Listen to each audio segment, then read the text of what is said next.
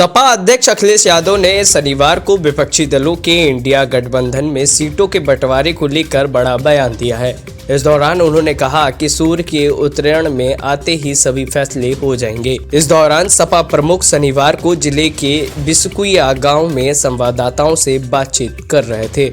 इस दौरान Indian national development equipment association यानी एनडीए में सीटों के बंटवारे सहित अन्य फैसलों को लेकर पूछे गए सवाल के जवाब में उन्होंने कहा कि सपा अन्य दलों को साथ लेकर बहुत जल्द फैसले ले लेगी। सूर्य को उत्तरायण में आने दो, सूर्य के उत्तरायण में आते ही सभी फैसले हो जाएंगे। गौरतलब है कि मकर संक्रांति 14 जनवरी को है। इतना ही नहीं, उन्होंने जोर देकर कहा कि इंडिया गठबंधन में सपा पूरी जिम्मेदारी के साथ है। उन्होंने कहा कि गठबंधन में किसको क्या जिम्मेदारी दी जाएगी, बहुत जल्द जानकारी दे जाएगी।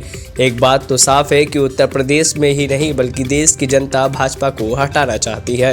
इस दौरान उन्होंने सत्तारूढ़ी भाजपा पर आरोप लगाते हुए कहा कि प्रधानों के बजट का पैसा काट कर विकसित भारत का सपना पूरा नहीं कर सकते।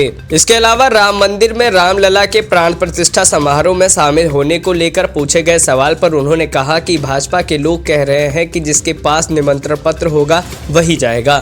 हमारा पक्ष है कि ये भगवान जब बुलाएंगे तो भाजपा भी नहीं रोक पाएगी। उन्होंने कहा कि हमारा मन दर्शन करने का होगा तो हमें कोई रोक नहीं पाएगा। भाजपा कैसे तय कर सकती है कि किसको बुलाना है और किसको नहीं बुलाना।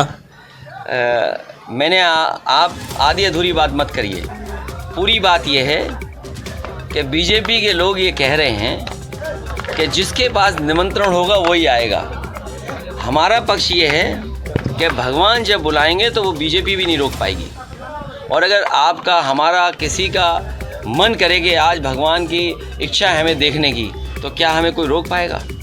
सर एक आखिरी क्वेश्चन। तो ये सवाल ये है कि भारतीय जनता पार्टी कैसे तय कर सकती है किसको बुलाना है किसको नहीं बुलाना है। अच्छा सर, महादेव वाले घोटाले में तो इसका मतलब भगवान श्री राम जी की तरफ से नहीं है बुलावा, ये भारतीय जनता पार्टी की तरफ से बुलावा है। जी एजुकेशन भगवान तो आपको रात पाते दर्शक में युवा नेता है और एजुकेटेड भी है, खासकर देखा जाए, लेकिन जो एजुकेशन की बात होनी चाहिए इस यूपी में